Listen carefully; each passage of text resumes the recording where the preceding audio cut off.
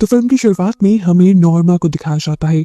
दिखने में ये जेंटलमैन असल में एक किलर है। एक सेफ्टी सूट पहने हुए वो अपने वॉशरूम में जाता है, जहाँ पर हमें मरी हुई लड़की दिखाई जाती है। डेड बॉडी की हालत देखकर लग रहा था कि इसे बहुत ही ब्रूटली मारा गया है, बहुत ही बेरहमी से मारा गया है। नॉर्मा इसे लाश के ऊपर एसिड डाल देता है और जब अपना काम खत्म कर वॉशरूम से बाहर निकलता है तो उसके मुंह पर हम एक अजीब सा सुकून देखते हैं।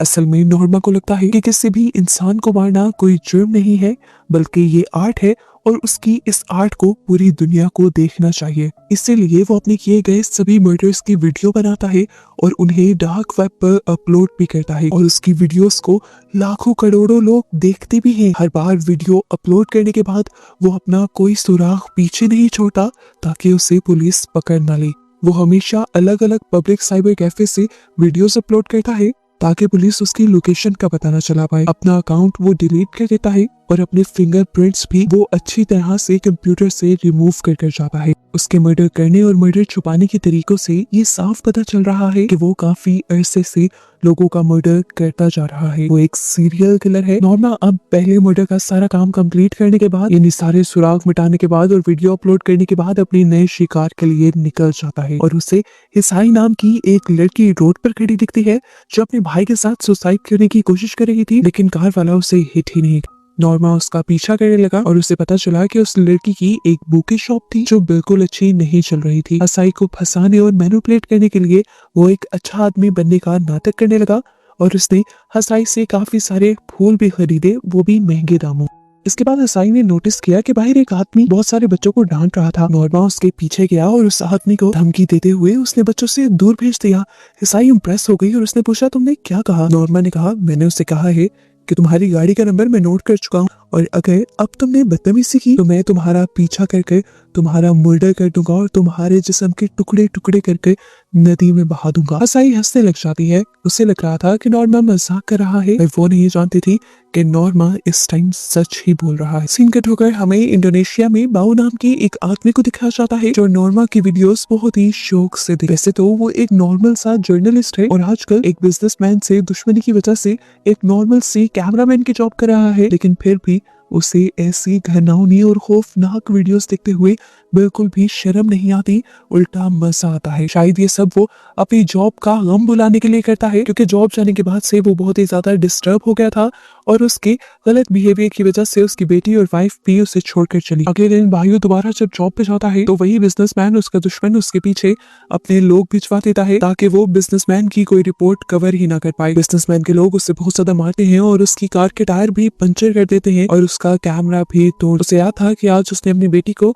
उसकी मॉम के घर छोड़कर आना है। कार तो उसकी पंचर थी, मजबूरन उसे कैब से ही जाना पड़ता है और वापस भी कैब से आना पड़ता है। रास्ते में वो सो जाता है और जब उसकी आंख खुलती है तो वो नोटिस करता है कि ड्राइवर उसे एक सुनसान जगह पर ले आया था। इससे पहले कि वो कुछ पूछ पाता, इसी गाड़ी में आकर ड्राइवर के दोस्त भी बैठ जाते हैं और उसके साथ गलत काम करना शुरू कर देते हैं और उसकी वीडियोस भी बनाने की कोशिश करते हैं। भाइयों जब अपने आप को छुड़वाने की कोशिश करता है तो उनमें से एक आदमी अपनी गन निकाल लेता। अपने आप को बचाने के लिए भाइयों ने फौरन उनसे गन छीन ली और पता नहीं क्या सोचते हुए उसने सभी लोगों को मार भी दिया। और जब उसे एहसास हुआ कि उसने एक बहुत बड़ा गुनाह कर दिया है तब वो बहुत ज्यादा घबरा गया और गाड़ी से बाहर निकल आया। उसने जो पहले वायलेंट वीडियोस देखे हुए थे उन्हीं वीडियोस ने उसे इतना बेदर्द बनाया था कि वो बिना सोचे इन इंसानों को मार गया था। सीन कट होकर दूसरी तरफ दोबारा हमें नॉर्मा को दिखाया गया। नॉर्मा ने आज रात के लिए एक नया शिकार ढूंढ लिया था। एक लड़की को अपना दोस्त बना लिया था। वो पहली लड़की से बहुत अच्छे से बात करता है और फिर हमेशा की तरह उसे घर भी ले आता है। अपने बातों में लगाते हुए वो उसे पूरी तरह अपने जाल में फंसा लेता है और फिर उस पर अपना जुल्म करना शुरू करता है। वो लड़की रहम की भीख मांगती रह जाती है, लेकिन नॉर्मा एक कैमरा ऑन कर उसे टॉर्चर करना शुरू कर देता है। उसे जगह जगह कट लगाता है, दर्द देता है, जिसके बाद वो एक बड़ा सा स्क्रू उसके मुंह में डालकर उसकी मदद से सारे दांत उसके उखाड़ देता है, जिससे उस लड़की को और भी ज्यादा दर्द होता है और फिर आखिर में उस लड़की को मार भी देता है। सीन में दोबारा हमें बायो को दिखाया जाता है जो अपने घर पर सोकर उठा था। उठने के बावजूद भी वो काफी थका थका फील कर रहा था क्योंकि कल रात उसके साथ बहुत ज्यादा बुरी चीजें हो गई थी। हमें रात के फ्लैशबैक दिखाए जाते हैं और आदमियों को मारने के बाद एक मरतबा उसने रिग्रेट तो किया था, लेकिन फिर उसके दिमाग में एक नई गेम चलने लगी थी। उसने मरे हुए आदमियों की वीडियोस बनाई, जिसके बाद घर आया, नहाया और वो सारी वीडियोस उसने डार्क वेब पर अपलोड कर दी। और अब सुबह उठकर उसे एहसास हो रहा था कि उसने बहुत गलत कर दिया। इस तरह तो पुलिस भी उसके पीछे पड़ सकती थी। अपनी वीडियोस देखने के बाद वो उल्टियां करने लग जाता है। अंदर से उसे गिल्ट तो हो रहा था कि उसने इन आदमियों को क्यों मारा, लेकिन कहीं ना कहीं उसे अजीब सी जीत का भी एहसास हो रहा था। हम देखते हैं कि नॉर्मा भी उसकी वीडियोस को देख लेता है और देखते ही समझ जाता है कि इस बंदे ने ये काम पहली मर्तबा किया है, लेकिन उसके बावजूद उसने बहुत अच्छे तरीके से किया था। नॉर्मा इम्प्रेस हुआ था उससे, इसीलिए उसने फौरन उसको ट्रैक किया और उसे वीडियो कॉल का लिंक भेज दिया। उसका मैसेज मिलते ही यहाँ पर बायू घबरा गया और पहले पहले तो इनकार करने लगा कि उसने ये सब नहीं किया। पर नॉर्मा उससे कहता है, मैं जानता हूँ ये सब तुमने ही किया है, मैं बस तुम्हें ये बताना चाहता हूँ कि अगली मर्तबा इस तरह का कोई भी काम करना तो अपलोडिंग पब्लिक सर्वर से करना, अपने प्राइवेट डिवाइसेस का इस्तेमाल नहीं करना तुमने इस काम में। उसकी बातों को यही छोड़कर वो अपने इन लॉज के घर चला जाता है। पता चलता है उसे कि उससे उसकी बेटी की कस्टडी ले ली गई है और उसकी मॉम को दे दी गई है, क्योंकि वो लोग फाइनेंशियली स्ट्रांग है। और अब उसकी एक्स वाइफ जिस आदमी से शादी करने वाली थी वो भी बहुत ज्यादा अमीर था। इनकी बातों का सुनते हुए उसका सर फटने लगता है, वो गुस्से में आ जाता है और यहाँ से निकल जाता है। और आते ही अपना मूड नॉर्मल रखने के लिए नॉर्मा से बात करने लगता है। ये लोग वीडियो कॉल करते हैं, लेकिन दोनों ही अपना चेहरा छुपा लेते हैं। बायू से पूछता है, तुम ये सब क्यों करते हो, मर्डर क्यों करते हो और इनकी वीडियोस क्यों बनाते हो। नॉर्मा कहता है, शायद तुम्हें लगे कि मैं पागल हूँ, पर मैं पागल नहीं हूँ। मैं भी पहले तुम्हारी तरह एक नॉर्मल इंसान था, मेरे साथ बहुत ज्यादा गलत हो गया, लेकिन फिर मैंने डरना छोड़ दिया और उस दिन मैंने दूसरों की नजरों में डर देखा और उस दिन के बाद से मैं बदल गया और मैं एक मॉन्स्टर बन गया। इनकी बातों के दौरान इस टाइम बायू के पास टीवी पे उसी आदमी के वकील की प्रेस कॉन्फ्रेंस आ रही थी जिसने उसकी जॉब, उसका करियर, सब कुछ तबाह कर दिया था। और अब ये लोग जो टीवी पे बोल रहे थे वो सब झूठ था। बायू को ये सब देखकर बहुत ज्यादा गुस्सा आ जाता है और वो भी नॉर्मा की तरह अपना बदला खुद लेने का फैसला करता है और मास्क पहनते हुए निकल जाता है अपने मिशन पर। दूसरी तरफ हम देखते हैं कि नमूरा जाकर दोबारा ईसाई से मिलता है, उससे अच्छी बातें करता है, अपने बारे में बताता है कि वो जब छोटा था तो उसकी पूरी फैमिली की डेथ हो गई थी। इंश्योरेंस के पैसों से वो अमेरिका चला गया था और कुछ ही अरसा पहले वो वापस लौटा था। वो अपनी बहन से बहुत ज्यादा प्यार किया करता था। ये सारी बातें बताते हुए वो काफी इमोशनल हो जाता है और यहाँ पर ईसाई भी उसे अपने बारे में बताती है कि उसके भाई को ऑटिज्म है, एक ऐसी बीमारी जिसमें बच्चों का दिमाग पूरी तरह डेवलप नहीं हो पाता और वो एक आम इंसान नहीं रहते। अपने भाई की वजह से ही ईसाई की लाइफ काफी मुश्किल थी। तो नॉर्मा ने उससे कहा कि अगर तुम्हारा भाई मर जाए तो तुम्हारी लाइफ कितनी आसान हो जाएगी। ये बात सुनकर ईसाई शॉक हो जाती है और उस पर गुस्सा करती है कि तुम्हारी हिम्मत कैसे हुई कि तुमने मेरे भाई को मारने की बात की। वो अपना हाथ छुड़वाकर वॉशरूम में चली जाती है और काफी देर तक अपने आप को नॉर्मल करने की कोशिश करती है। जिस तरह से ईसाई ने नॉर्मा की बेइज्जती की थी, नॉर्मा को इतना गुस्सा था कि वो उसका मर्डर करना चाहता था, पर जानता था कि दिन दिहाड़े वो अगर कोई मर्डर करेगा वो भी ऐसी जगह पर तो पकड़ा जाएगा, उसे प्लानिंग करनी होगी। लेकिन अभी भी अपना गुस्सा कम करने के लिए उसका दिल कर रहा था किसी को मारने का, इसीलिए वो स्ट्रीट पर खड़ी हुई एक लड़की को पैसे देता है और उसे अपनी गाड़ी में बिठा लेता है। गाड़ी चलाते हुए एकदम से उसके गुस्से की वजह से ही उसे इस लड़की के अंदर भी ईसाई का चेहरा नजर आता है और वो जोर से ब्रेक मार देता है, जिसकी वजह से उस लड़की का सर डैशबोर्ड पर जाकर लगता है। पता चलता है कि इस लड़की के साथी पीछे पीछे ही आ रहे थे और अपनी साथी को चोट लगा देकर वो नॉर्मा की बहुत पिटाई करते हैं। नॉर्मा को बहुत ज्यादा मारने के बाद वो उसके पैसे और आईडी कार्ड्स भी छीन लेते हैं, जिसके बाद सीन कट होकर हमें दोबारा इंडोनेशिया का सीन दिखाया जाता है। वायु इस टाइम उस वकील के घर आ चुका था जिससे उसे अपना शिकार बनाना था। घर के अंदर जाते ही वो वकील चौंक जाता है और बायू के ऊपर ही हमला करता है, लेकिन बायू 1 मिनट में उसे नीचे गिरा देता है और उसके ऊपर बंदूक तान देता है। बायू ने पहली गोली चलाई तो वो उसे छूकर गुजर गई। इस गोली ने ज्यादा नुकसान नहीं पहुंचाया। वकील अब अपनी जान की भीख मांगने लगा और तभी बायू को उसके बाथरूम से किसी के रोने की आवाजें आई। उसने जाकर देखा कि वहां पर एक छोटा बच्चा था जिसे इस वकील ने बहुत ज्यादा टॉर्चर किया हुआ था, उसके साथ ज्यादती की थी। ये देखकर बायू को बहुत ही बुरा लगता है और उस बच्चे का बदला लेने के लिए वो वकील की 1 मिनट नहीं सुनता और उसके ऊपर पेट्रोल डालकर आग लगा देता है, जिसके बाद वो उसकी वीडियो बनाता है और यहाँ से निकल जाता है। बायू ने इस मर्तबा भी अपने मर्डर को डिफेंड कर दिया, ये सोचते हुए कि उसने एक बुरे आदमी को मारा था और पहले वाले मर्डर्स का तो उसे अब गिल्ट भी नहीं रहा था, क्योंकि उसने सोच लिया था कि वो मर्डर्स बस उसने अपनी जान बचाने के लिए किए थे। अगली सुबह बायू दोबारा अपनी बेटी से मिलने के लिए आता है तो वहां पर अपनी वाइफ के सेकंड फियांसे को देख लेता है। इसे देखकर वो गुस्से में पागल होने लगता है और उसे मारने लग जाता है। ये सारा निसारा उसकी बेटी भी देख लेती है और अपने बाप से नफरत करने लगती है। उसकी मॉम आकर भाइयों से अपने फियांसे को बचाती हैं और उससे यहाँ से चले जाने को कहती हैं और साथ में ये धमकी भी देती हैं कि आइंदा यहाँ तुम कभी मत आना। सीन कट होकर जापान का सीन दिखाया जाता है। हम देखते हैं कि नॉर्मा आकर हिसाई के भाई को गाड़ी में बिठाकर कहीं ले जा रहा था। रास्ते में वो उससे बहुत ही उटपटांग की चीजें भी सिखाता है कि जैसे तुम्हें इस बुरी दुनिया में रहने के लिए बहादुर बनना होगा और कोई भी तुम्हें तंग करे तो उससे अपना बदला लेना होगा। और बदला लेने के लिए वो उसे एक टीजर भी दे देता है। जिसके बाद अब बायू और नॉर्मा दोनों अपने अपने घर आ जाते हैं और बायू घबराए हुए नॉर्मा को कॉल करता है। कल वाले मर्डर के बाद अब उसे डर लगने लगा था, तो नॉर्मा ने उसे समझाया कि शुरू शुरू में ऐसा ही होगा, पकड़े जाने का डर सताएगा और बहुत ही बुरे बुरे ख्याल आएंगे, लेकिन यहाँ पर तुम्हें अपने पे कंट्रोल रखना है।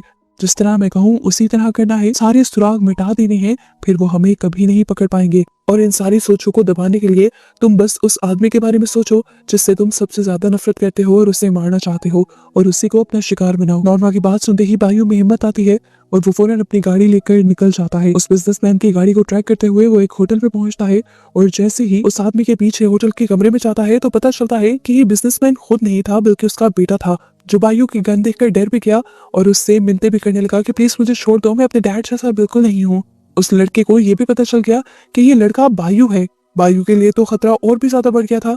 वो एक मासूम को नहीं मारना चाहता था, पर इसको तो बायू की आइडेंटिटी पता चल गई थी, इसलिए बायू उसे मार देता है। सिंगट होकर हमें नॉर्मा को दिखाया क्या, जो अपना नया शिकार ढूंढ रहा था। एक लड़की का पीछा कर रहा था वो, और तभी उसे वो लड़का नजर आ गया जिसने उसे पिछली रात में मारा था। उसे इसी लड़की के ऊपर गुस्सा आ जाता है और वो उसका पीछा करने लगता है।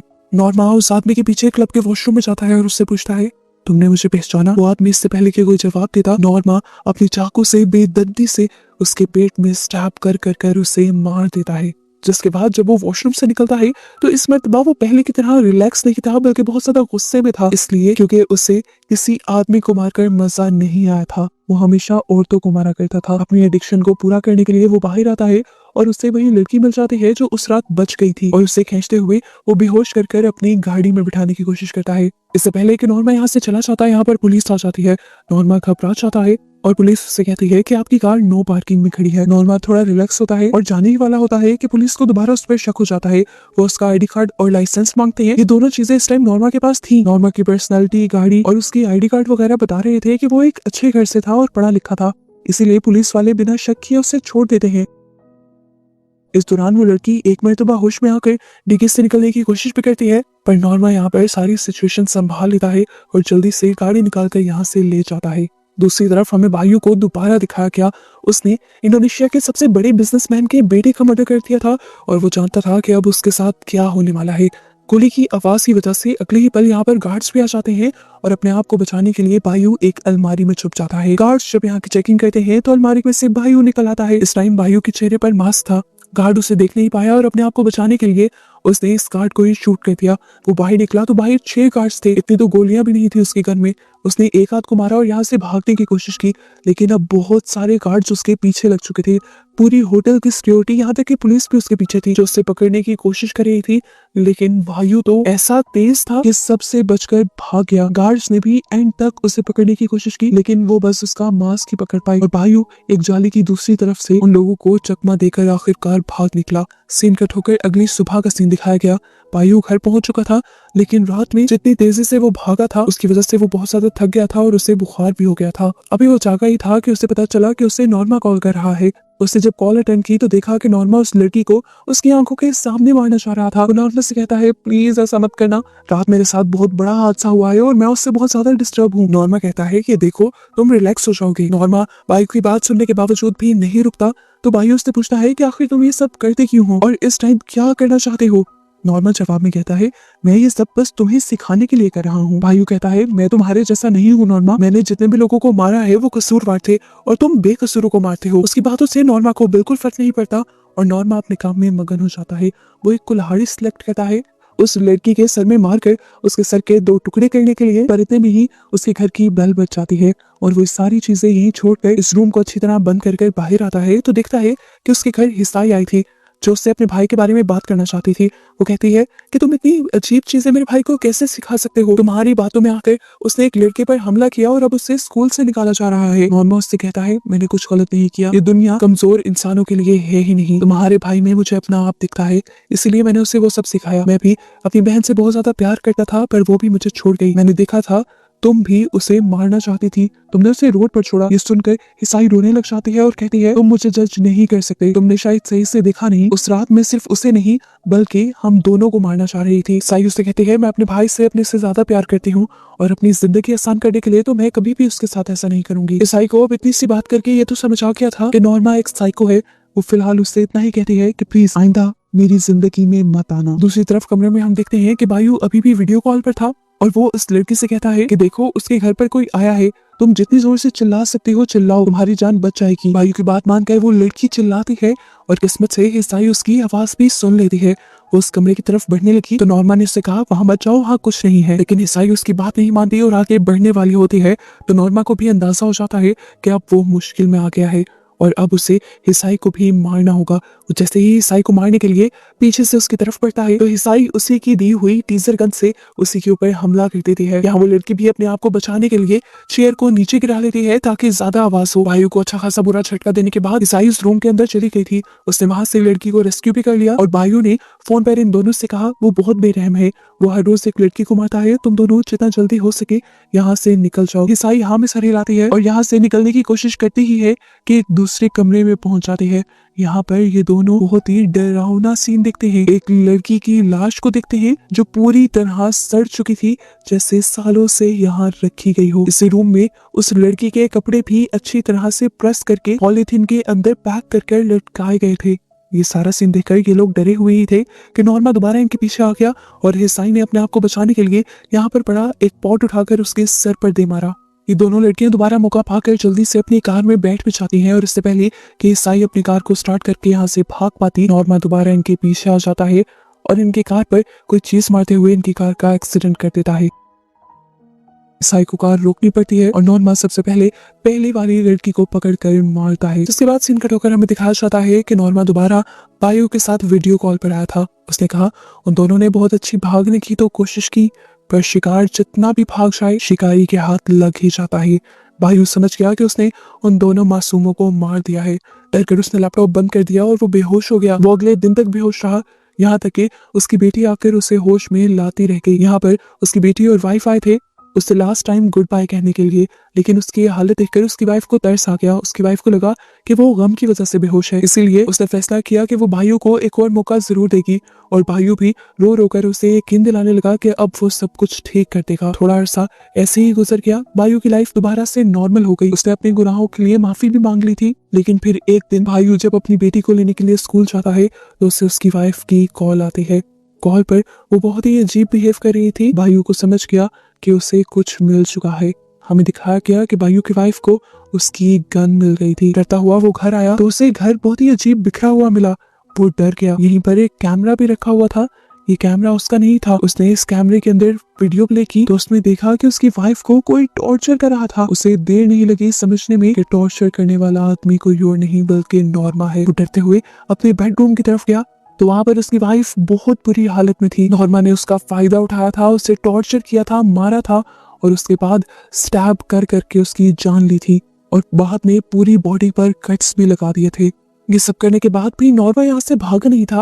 वो बिल्डिंग के नीचे उसका इंतजार कर रहा था। भाई उसका फोन सुनकर नीचे गया और उसे देखते ही गुस्से से पागल हो गया। इससे पहले कि वो भागकर उसे मार देता, एक गाड़ी वायु को हिट कर जाती है और बाद में वही लोग वायु को उठाकर यहाँ से ले जाने की भी कोशिश करते हैं। नॉर्मा को ये सब काफी अजीब लगता है और नॉर्मा उस गाड़ी का पीछा करता है। पता चलता है कि वायु के दुश्मनों ने वायु को किडनैप किया था और वो बिजनेसमैन अपने बेटे की बहुत काम बदला लेना चाहता था वायु से और उसने वायु की बेटी को भी इस टाइम किडनैप किया हुआ था। वो उससे कहता है मेरा एक ही बेटा तुमने मारा है और अब मैं तुम्हारी बेटी से शादी करूंगा और उससे जो मेरा बेटा पैदा होगा उसी के नाम अपना सारा बिजनेस करूंगा, वही काला बिजनेस जिसके पीछे तुम पड़े हुए थे। बिजनेसमैन के आदमी वायु को बुरी तरह पीटने लग जाते हैं, उसके हाथ पांव तोड़ देते हैं और उसकी बेटी ये सब कुछ सुनती रहती है। इससे पहले कि ये लोग वायु को बुरी तरह मार देते, नॉर्मा यहाँ पर पहुंच जाता है और पीछे से बिजनेसमैन के कई आदमियों को गोली मार देता है और उसके बाद बिजनेसमैन को भी एक पत्थर से बार बार मारकर उसे अधमरा कर देता है। ऐसी हालत में छोड़ देता है कि ना वो मरा था और ना ही वो जिंदा था। इसके बाद वो बायू के पास गया और उसने बायू से कहा, जो तुमने शुरू किया था उसे खत्म करो, इस आदमी को मारो तुम। लेकिन बायू किसी की जान नहीं लेना चाहता था, तो नॉर्मा ने उसे ब्लैकमेल करना शुरू किया, अगर तुम इससे नहीं मारोगे तो मैं तुम्हारी बेटी को मार दूंगा। अपनी बेटी को बचाने के लिए बायू को दोबारा से वही जुर्म करना पड़ता है जिसके लिए उसने माफी भी मांग ली थी। और जैसे ही वो उस आदमी को मारने के लिए खड़ा होता है, नॉर्मा उसकी बेटी की आंखों से पट्टी उतार देता है और उसकी बेटी ये देखकर टूट जाती है कि उसका बाप एक इंसान होकर भी एक मॉन्स्टर था। ये देखकर वो टूट गया और जब वो अपनी बेटी के पास आया तो अब उसकी बेटी भी उसे अपने करीब नहीं आने दे रही थी। तो इस टाइम नॉर्मा ने उसे पकड़ कर समझाया, देखो यही तो मैं तुम्हें बताना चाहता था कि तुमसे कोई प्यार नहीं करता, यहाँ तक कि तुम्हारी बेटी भी। तुम अब इंसान नहीं रहे, मेरी तरह मॉन्स्टर बन गए हो और तुम्हें वैसी ही लाइफ गुजारनी चाहिए जैसी मैं गुजार रहा हूँ। बायू जान गया था कि ये अपनी हरकतों से बाज नहीं आएगा, इसीलिए वो कुछ सोचने लग जाता है और नॉर्मा उससे कहता है कि अब तुम और मैं पार्टनर बन चुकी है, आखिरी मर्तबा अपनी बेटी से मिलना चाहो तो मिल सकते हो। बायू अपनी बेटी को जबरदस्ती गले लगाता है और उससे वादा करता है कि वो बुरा काम नहीं करेगा आइंदा के बाद कोई भी। ये सुनकर नॉर्मा उससे कहता है, अरे मुझे तो लगा था कि तुम मेरे जैसे हो, लेकिन तुम भी निकले नाम इंसान। उसे अब बायू के ऊपर गुस्सा आ गया था और वो जैसे ही बायू के ऊपर गोली चलाता है तो बाद में देखता है कि बायू ने अपने हाथ में बंधी हुई हथकड़ी को उसके साथ बांध दिया था। बायू जैसे ही गोली लगने के बाद बिल्डिंग से नीचे गिरा तो नॉर्मा भी ऑटोमेटिकली उसके साथ नीचे गिरने लगा। ये लोग पता नहीं कितने फ्लोर्स की ऊंचाई से नीचे गिरे थे एक कार पर। बायू ने तो फौरन दम तोड़ दिया था, लेकिन नॉर्मा अभी नहीं मरा था, वो तड़प रहा था, मौत का इंतजार कर रहा था। और तभी यहाँ पर एक बच्चा आया जो उनकी वीडियो बनाने लगा। उस टाइम नॉर्मा को एहसास हुआ कि वो यही दुख उन मासूम लोगों को देता था जो इस टाइम वो सह रहा था। और इस टाइम वो अपना आखिरी लफ्ज बोलता है, मूवी यहाँ खत्म हो जाती है।